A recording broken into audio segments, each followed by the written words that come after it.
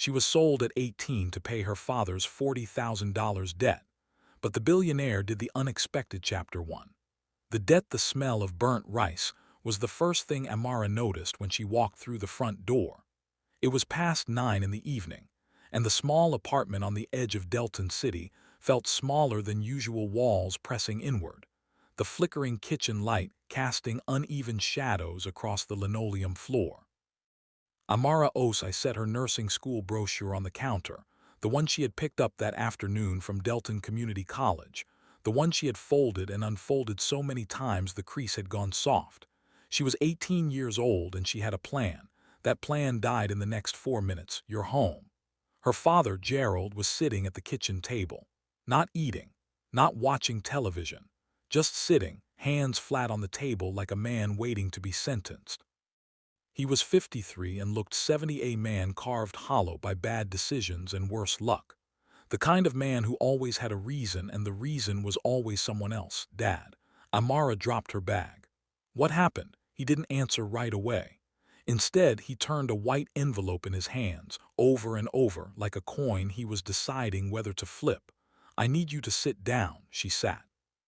Gerald Osei had accumulated $40,000 in debt over 18 months, not through illness, not through tragedy, not through the kind of misfortune that could soften a person's judgment. He had borrowed it piece by piece from a man named Marcus Stone, who operated out of a warehouse district in South Delton, and who was known in certain circles simply as Stone.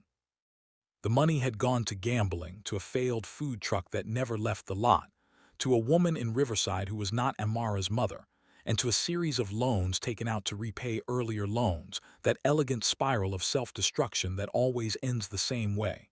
Marcus Stone had sent a representative that afternoon. The representative had left an envelope. I made an arrangement, Gerald said, to clear the debt. Amara stared at him. What kind of arrangement? He pushed the envelope across the table.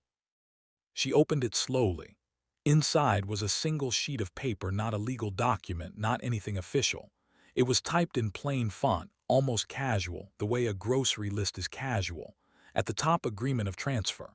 Her name was on the second line. Her date of birth. Her photograph, one taken from her social media, was paperclipped to the corner. The amount listed was $40,000. The receiving party was listed only as V. Cross, Dad. Her voice came out flat, scraped clean of everything. What did you do? Gerald's hands were still on the table. He didn't look at her. It clears everything, the whole debt. Stone agreed. V. Cross agreed. You go for 6 months, just 6 months, and then it's done. You come home and there's nothing hanging over us anymore. I'm a person. Amara, I'm a person, Dad. He finally looked at her then, and what she saw in his face was worse than cruelty. It was relief. The relief of a man who had found his exit. The debt was $40,000 and his solution was his daughter, and somewhere inside himself, Gerald Osei had made peace with that math. You leave tomorrow morning, he said. A car will come at 7. Amara sat at that table for a long time after her father went to bed. She thought about running. She thought about calling the police. She thought about the brochure on the counter, Delton Community College, nursing program, applications open until August 30th, and she thought about how August 30th was 11 days away, and how none of that mattered anymore. She thought about her mother, who had left when Amara was 9. She thought about how her mother had seen this man clearly and chosen to leave, and how Amara had always thought that was a form of abandonment. She understood it differently now. She did not sleep. At 7 the next morning, a black car arrived. The driver did not speak. Amara sat in the back seat with one bag. She had packed it in the dark, mechanically, the way you pack when your hands need something to do while your mind refuses to process. She had her documents, 3 changes of clothes, her college brochure, and a photograph of herself at age 7, sitting on her grandmother's porch in Accra during the one summer she had been happy without effort. She pressed her face to the window as Delton City moved past her. The driver took her south, then east, into neighborhoods she didn't recognize, streets that widened, buildings that grew taller, and then gave way to gated estates set back from the road. After 40 minutes, they turned into a long private driveway lined with oak trees. The house at the end of it was enormous.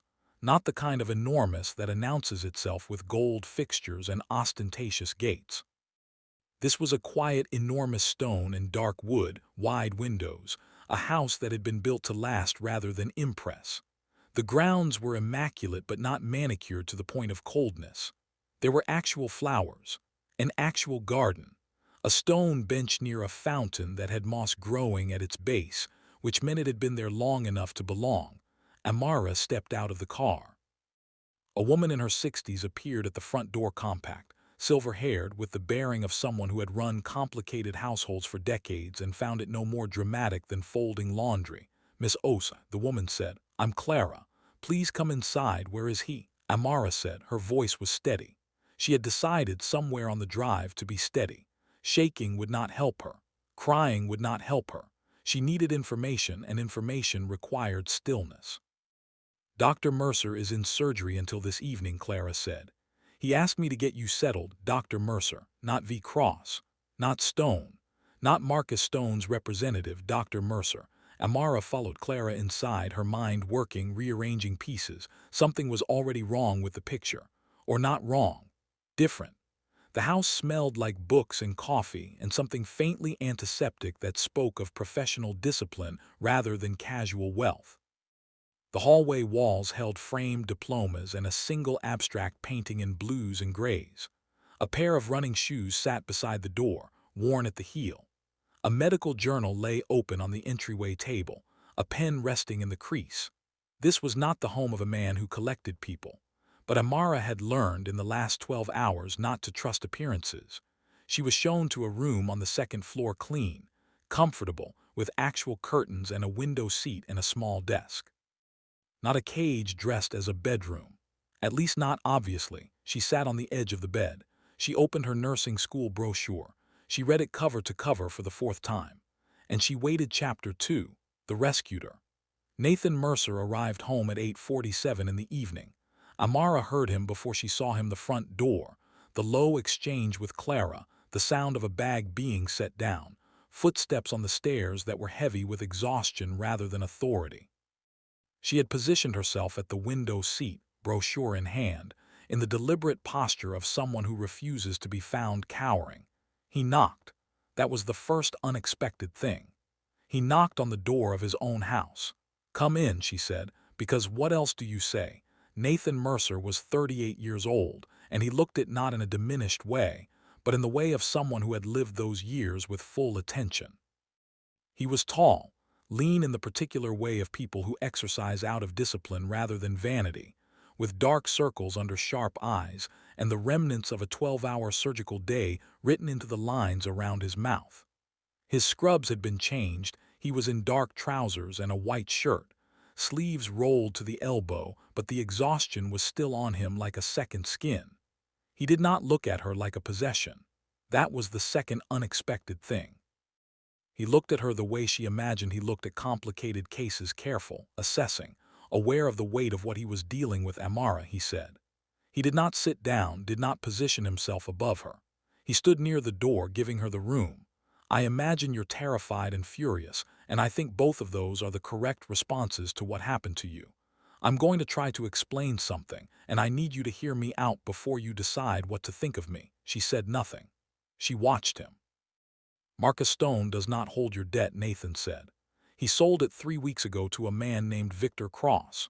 Do you know that name?" She shook her head. "You wouldn't. He stays invisible by design." Nathan moved to the chair near the desk and sat slowly, like a man whose body had logged too many hours. "Victor Cross is involved in trafficking, among other things.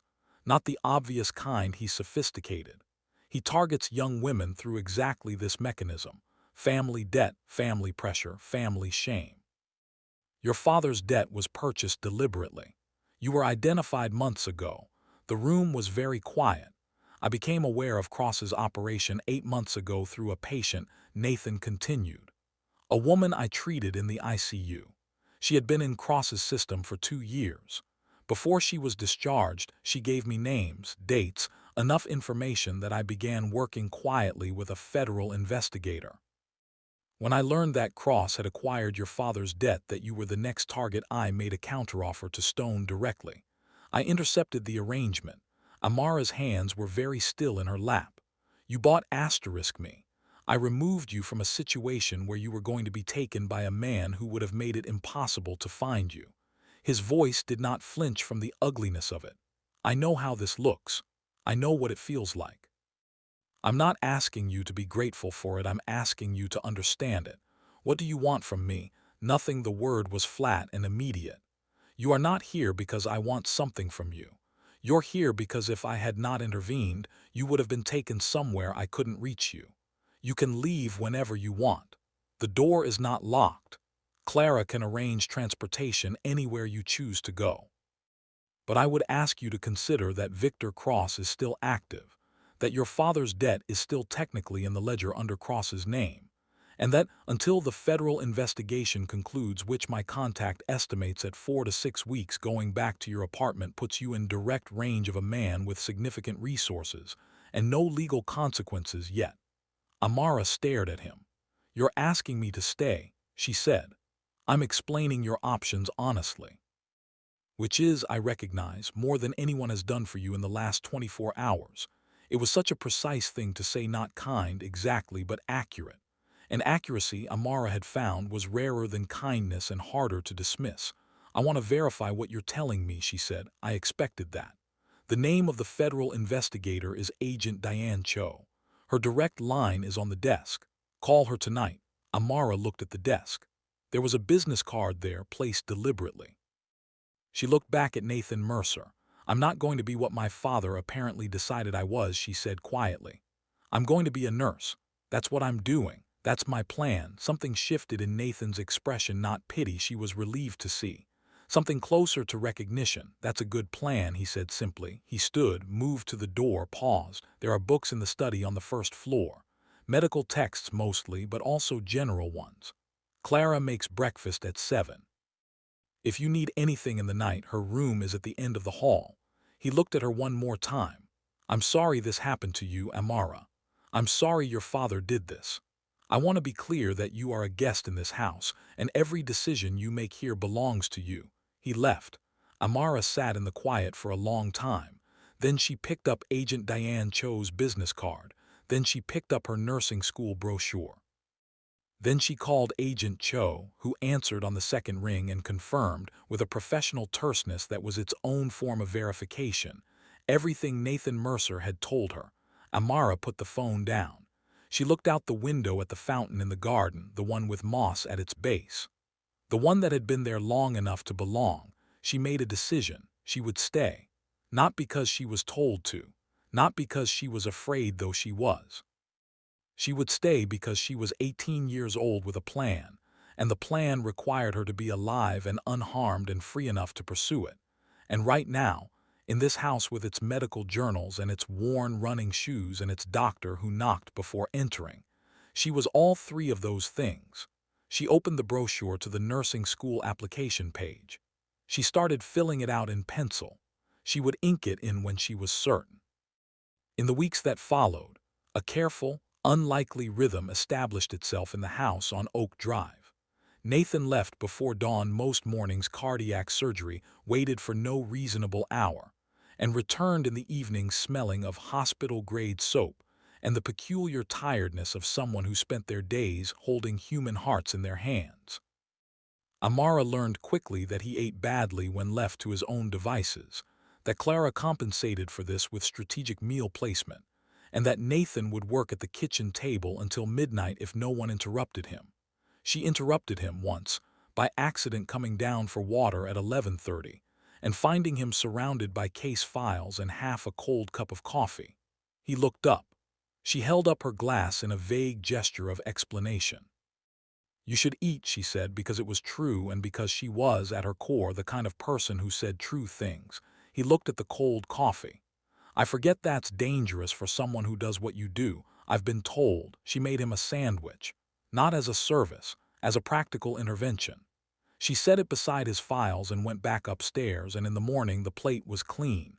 It became, without either of them deciding it, a thing she did. Chapter 3. UNCOVERING. The truth, it was a Thursday evening, 3 weeks into Amara's stay, when the silence between them broke open into something real. She had been studying in the garden. Clara had found her a second-hand anatomy textbook, and Amara had been systematically working through it with the focused intensity of someone who knows that knowledge is the only currency that can't be taken away. The evening was warm and still, the fountain doing its soft, persistent work in the background. Nathan came home later than usual. She heard the door, heard the long pause in the hallway that was different from his usual exhaustion. When he came out to the garden, he was still in his coat, which meant he had not gone through the evening ritual of setting things down, and that meant something had happened. He sat on the stone bench. He didn't say anything. Amara looked at him over the top of her anatomy book. His face was doing something careful, the way faces do when they are managing something large. "You want me to go in?" she asked. "No," he said it quickly.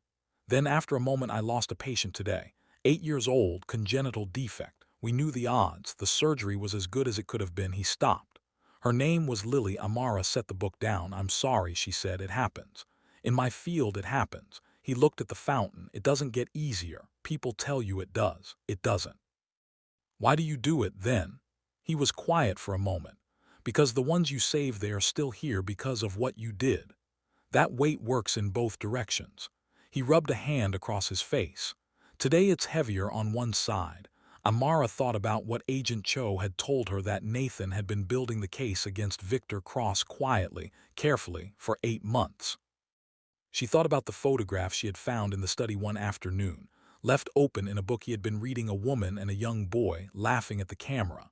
She had not asked about it. She asked now, "Who are they?" In the photo in the study, Nathan looked at her and she saw the moment he understood which photograph she meant. His expression did something complicated, the way an old injury responds to pressure. Not raw, but present. "My wife, Joanna," he said quietly. "And our son, Miles. He was 4 in that photograph." She waited. "3 years ago," he said. "A car accident on Route 9. A driver ran a red light at 40 miles an hour." He said it with the practiced economy of someone who has said it many times, not because it hurt less, but because the only way through something that size is to keep the language manageable. "Miles died at the scene. Joanna, she was in the ICU for 6 days. I was on the other side of the hospital in surgery. When she went, the garden was very still. I wasn't there," he said. "She died without me there." Amara felt the weight of that land in her chest, not as someone else's story, but as something adjacent to her own. The people who were supposed to stay and didn't. The losses that weren't chosen. "I lost my mother," she said. "Not to death," she corrected herself immediately because precision mattered. "She left when I was 9. I know that's not the same. Loss isn't a competition." Nathan said, "No. But I spent a long time thinking there must have been something wrong with me, that I was the reason she went." Amara looked at her hands. "My father, what he did last month, in some ways, it confirmed a thing I'd been afraid of, that I wasn't worth staying for." Nathan turned to look at her directly. "What your father did says everything about your father's failures," he said, "and nothing about your worth." It was said with a quiet intensity that was different from comfort. It was said like a fact. Amara felt something loosen in her chest. Not healed, nothing healed that fast, but loosened. "After Joanna and Miles," she said carefully, "is that why you started working against Cross? The patient who told you about him?" "Partly." Nathan was quiet for a moment. "Her name was Sarah. She was 22 when I treated her. She had been in Cross's network for 18 months. And she was the most purposefully invisible person I had ever met. She had learned to make herself small enough that no one would look at her. Because the last time someone had looked directly at her, it had cost her something she couldn't get back." He paused.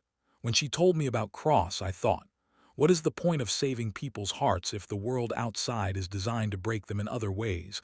Amara was quiet for a long moment. "So you built a case." "I built a case. And then my father sold me into it and you intercepted it." "Yes. That's a very expensive way to do the right thing." Something almost like a smile moved across his face, brief, restrained, but real. "Cross doesn't get to win. Not while I can still do something about it."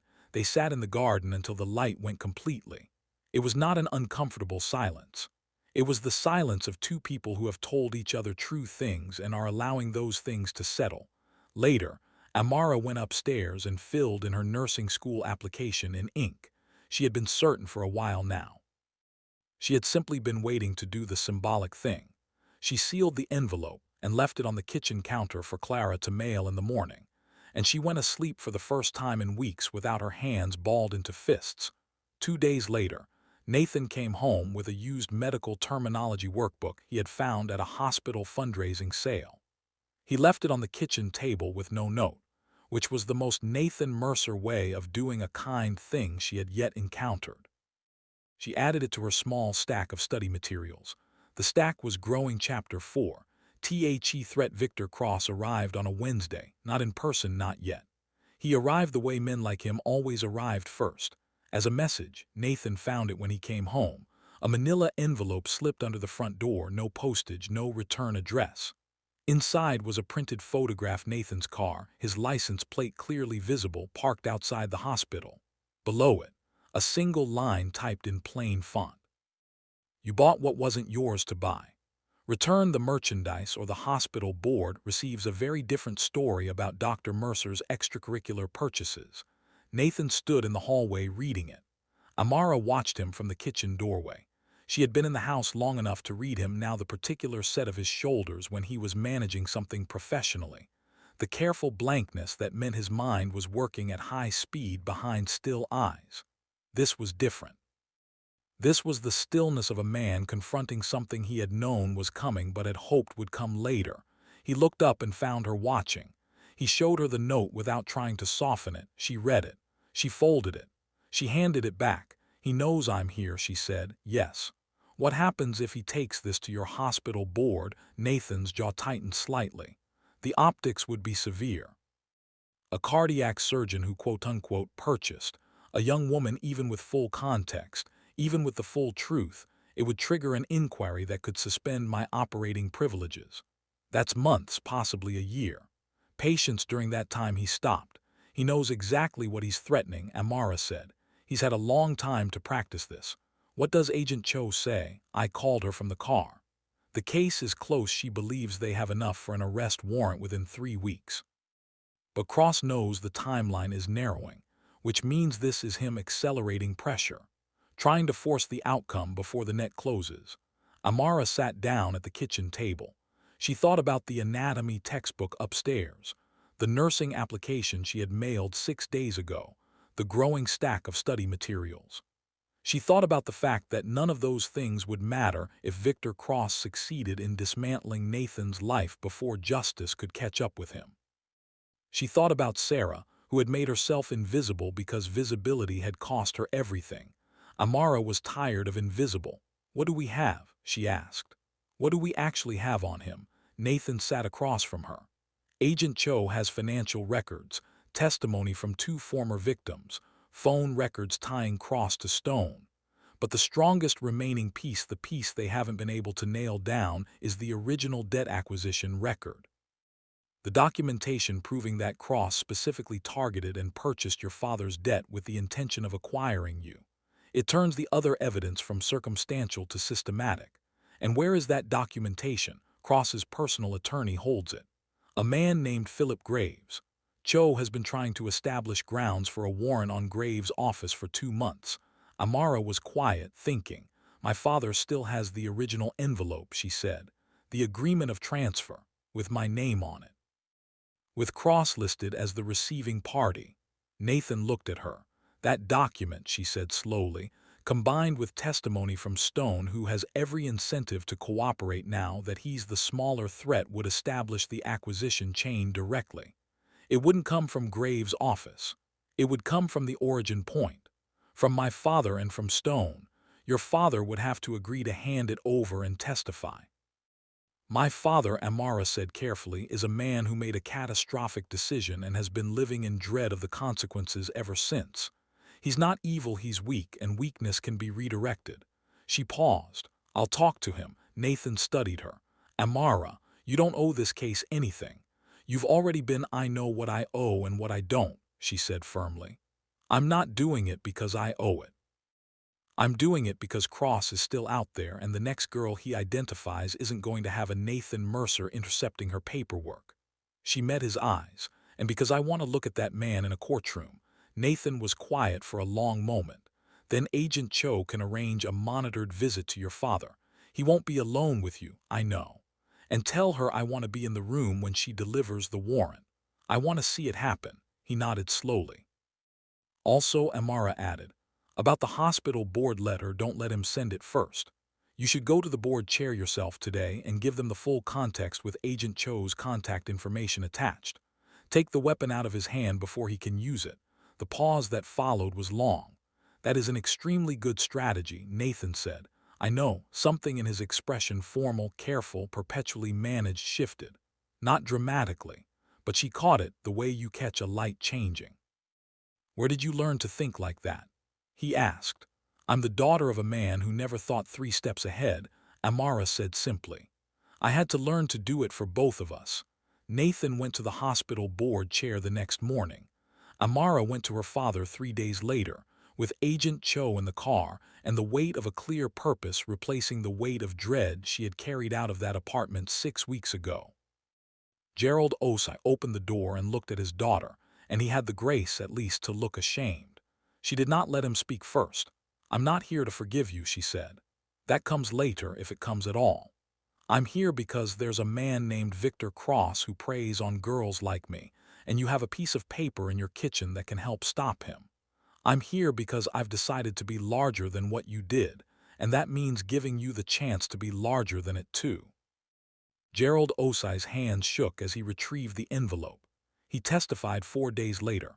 Marcus Stone, facing charges of his own, cooperated fully with the investigation, confirming the acquisition chain, Cross's instructions, the explicit targeting of Amara months before the debt was called in. The warrant for Victor Cross was issued on a Thursday morning. He was arrested in the parking garage of a downtown hotel, 2 hours before he had apparently planned to disappear. Agent Cho called Nathan with the news, and Nathan came to the study doorway where Amara was working through her medical terminology workbook. He said, "It's done." She looked up. "He's in custody. The warrant executed cleanly. Cho says the case is airtight. Your father's testimony linked with Stone's confirmation establishes the systematic pattern they needed. Federal charges." Amara set the workbook down. She breathed. The breath came out long and uneven, not crying exactly, but the release of something she hadn't fully known she was holding. 6 weeks of steady, of purposeful, of forward motion, and underneath all of it, the raw knowledge that the man was still out there, still a proximity threat, still in the world. Now he wasn't. Nathan crossed the room and sat beside her on the study couch, not touching, not performing comfort, just present. Close enough that she could feel the solidity of him, the fact of him, the way he had been solid and present and reliable in ways she had not been prepared for. "You know," she said, after a moment, "when I came here, I thought you were the danger. I know. You were the least dangerous person in this entire situation." He looked sideways at her. That almost smile again, the careful one. "I wouldn't go that far. I did technically purchase your contract to save my life. Intention matters, but I understand if the mechanism was Nathan." She said his name for the first time, not Dr. Mercer, not he, his actual name. She saw him register it. "Thank you." He was quiet for a moment. "Thank you," he said. "The strategy you put together, talking to your father, pushing me toward the board, that's what kept the timeline on track. Cho told me as much. The case was accelerated by weeks because of how you moved." Amara looked at the medical terminology workbook on the table. She thought about the nursing school application. She thought about the photograph of Joanna and Miles on the bookshelf, about the boy named Miles who had been 4 in that photograph, about the fountain in the garden with moss growing at its base, about all the things in this house that had stayed long enough to belong. "I got my acceptance letter," she said. "Yesterday. I didn't want to say anything until Cross was handled because it felt like tempting something. But I got in. Delton Community College, nursing program. September intake." Nathan turned to look at her fully. "Amara." The way he said her name then was different, not careful, not managed. "That's extraordinary. It's a start," she said. But she was smiling. Chapter 5. New beginnings 14 months later. The Delton Community College nursing program was harder than Amara had anticipated, and she had anticipated it being extremely hard. It was the kind of difficulty she had been made for. She sat in the front row of every lecture. She made study guides for her classmates without being asked. then made better study guides when she realized the first ones had gaps. She was the student who asked the uncomfortable questions: what if the patient refuses? What if the data contradicts the protocol? What if compassion and procedure pull in opposite directions? And who stayed after class to hear the full answers. Her professor, Dr. Ellen Marsh, called her, in the way of people who give compliments through understatement, the most inconvenient kind of student, the kind who makes everyone around her better without trying. Amara took this as the highest possible praise. She was living in a small apartment 2 miles from campus. She had moved out of Nathan's house in September, exactly 1 week after Cross had been formally indicted on 14 federal counts, the investigation that Cho had been building for months finally coming down like a structure that had been designed to stand. Moving out had been her decision entirely, made clearly. She needed to be in her own space, building her own life, on her own terms. She needed to know that every good thing she was becoming was something she had built. Nathan had helped her find the apartment. He had driven the boxes. He had installed the smoke detector because she had admitted she didn't know how, and he had taught her as he did it, which was very Nathan. He had stood at the door when it was done. In that way he had of giving her space without retreating from it, and she had said, "You know this isn't goodbye." And he had said, "I know they had dinner on Thursdays." It had started as a practical thing. She often studied at the hospital library after her Thursday afternoon lab, and Nathan's surgical schedule made Thursdays the most reliably human of his working days. The first time, they had eaten at the hospital cafeteria. The second time, he had found a small Italian place 3 blocks away. By the fourth Thursday, it was simply the thing that happened on Thursdays, the way certain things settle into your life, and you stop questioning their presence because their absence would be felt in the bones. They talked about her coursework. They talked about his cases, not the confidential details, but the texture of them, the ethical weights. They talked about Joanna and Miles, sometimes, in the way you talk about people who have become part of the landscape of a relationship rather than forbidden territory. He told her once about the way Joanna laughed sudden and total, the way a light turns on. He told her about the way Miles had been obsessed with a specific blue toy car and had carried it everywhere, would not sleep without it. Amara had listened and asked questions. She understood by now that what Nathan needed was not to be protected from his grief, but to have it witnessed by someone who wouldn't flinch. She did not flinch. She told him things too. About her mother, not the mythology she had constructed at age 9, but the more complicated truth she had been slowly assembling. A young woman who had married badly and eventually chosen herself, which was perhaps not unforgivable. About the version of herself she had been before that apartment and that envelope and that black car, smaller, more apologetic, moving through the world as if her presence required constant justification. "I don't do that anymore," she told him. "Move apologetically." "I noticed," he said, and she could hear the warmth in it even though his face did what it always did. Her father called her on the third Sunday of every month. These were not easy calls. They were not comfortable. But they were consistent. Gerald Osei calling because he knew he owed the effort, and Amara answering because she had decided that forgiveness was less an event than a practice. Something you committed to and returned to over and over, not because the wound was gone, but because you chose not to let it define the whole of you. He had testified at Cross's trial. He had sat in that courtroom and told the truth, all of it, plainly and without deflection, and the watching of him do that, the watching of her weak, hollow father do the hard and costly thing, had moved something in her she hadn't expected. She was not ready to call it healed. She was ready to call it in progress. Cross had received a 22-year federal sentence. Stone had taken a plea deal. Philip Graves, the attorney, had been disbarred and charged separately. Agent Cho had sent Amara a handwritten note after the sentencing. "You were essential to this. So was your courage."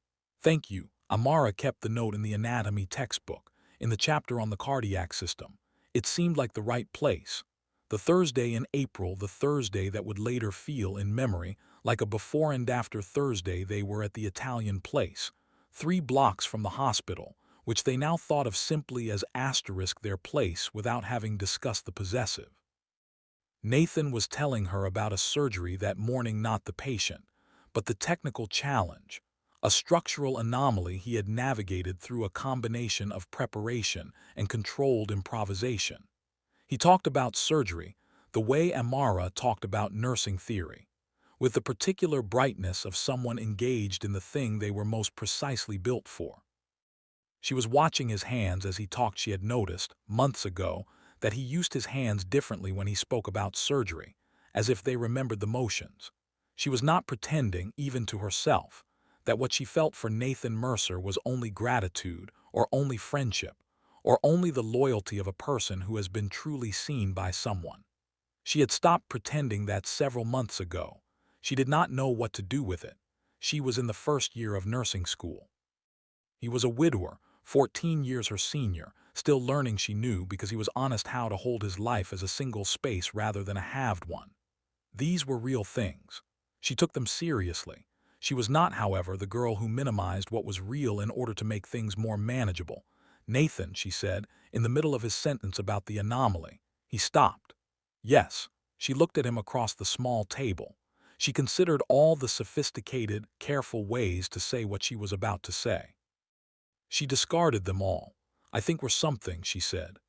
I don't know what exactly, and I'm not asking you to know right now, and there's no urgency. But I think if we kept acting like we don't know, we'd be lying, and I don't do that. The pause was exactly long enough for her to wonder if she had miscalculated. Nathan set his fork down.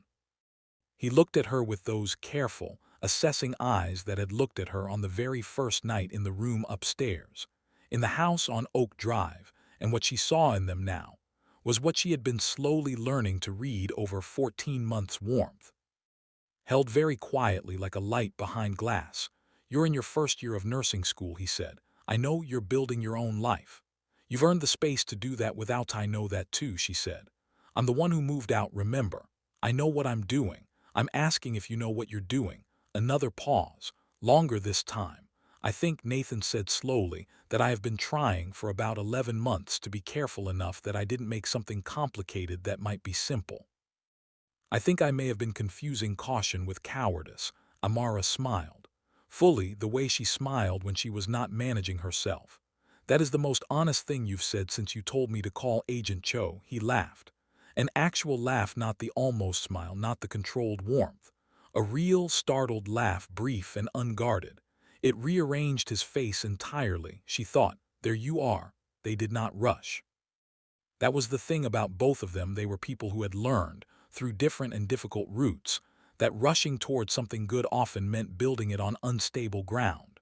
They took their time. Thursdays remained Thursdays but shifted in texture. They walked after dinner. They talked past the point where talking made sense. There were evenings in the garden on Oak Drive, the fountain still doing its steady, ancient work, the two of them on the bench long enough that the stars shifted overhead. He met her study group once when he picked her up from the library. She watched them watch him, the cardiac surgeon, composed and slightly formal, who turned out to be funny in the dry, unexpected way of people who rarely bother to be funny, and felt something she identified after a moment as pride. She came with him in April to the cemetery where Joanna and Miles were buried. He had asked her, genuinely asked, not assumed. She had said yes immediately. She stood at the grave of a woman she had never met and a boy who had never grown past 4, and she held Nathan's arm, and she thought about the fact that loving someone fully meant loving the whole weight of them, not just the parts that were easy or present, but the loss that had shaped them, the absences that were still real, the past that lived alongside every future. She was 20 years old and she understood this, not as a theory but as a practice. She had been learning it for a long time. 2 years later, the nursing degree was framed on the wall of their apartment now, the merger of his Okan Medical Journal's house and her fierce, forward-facing life having found its form in a third space that belonged to both of them. Amara Osai Mercer. She had kept both names. She had explained this to Nathan very clearly when the question arose, and he had said obviously, and that had been the entirety of that negotiation. She worked in the cardiac care unit at Delton General. Not, she had made explicitly clear during her interview, because of who her husband was, but because cardiac nursing was where the work felt most like her purpose. Her supervising nurse had pulled her aside after her second month and said, in the blunt way of people who had seen thousands of nursing students, "You're going to be the real thing. Not someday. Already." Amara had thanked her and returned to her charts. She was considering the advanced practice program. She was considering it the way she considered everything thoroughly, without rushing, with full awareness of what it cost and what it built. On a Sunday in May, she sat on the bench in the garden, the fountain, the moss, the bench that had been there long enough to belong, with her hands resting on the small but unmistakable change in her body. The result of the test still on the bathroom counter upstairs. Nathan came outside. He saw her face. He sat down beside her. She didn't have to say anything, the look she gave him said it, and his face did something she had never seen it do before. Something that was not managed and not careful and not held behind glass. Something completely open. He reached out and took her hand. They sat like that for a long time in the garden, beside the fountain that had been there long enough to belong, in the life they had built together from the wreckage of what had tried to undo them. Amara thought about the girl who had been sat at a kitchen table with an envelope. The girl with the plan and the brochure and the grandmother's porch in Accra and the hands balled into fists in the dark. She thought about what that girl had known. I'm going to be a nurse. That's what I'm doing. That's my plan. She thought about what that girl had not known, that the plan was only the beginning. That the life growing around it, the complicated, weighted, real and breathing life, would be larger than any plan and more worth having. She was 22 years old. She was the real thing. She was home. Please subscribe, like, share, turn on notifications so you never miss a story. The ENDNEXT.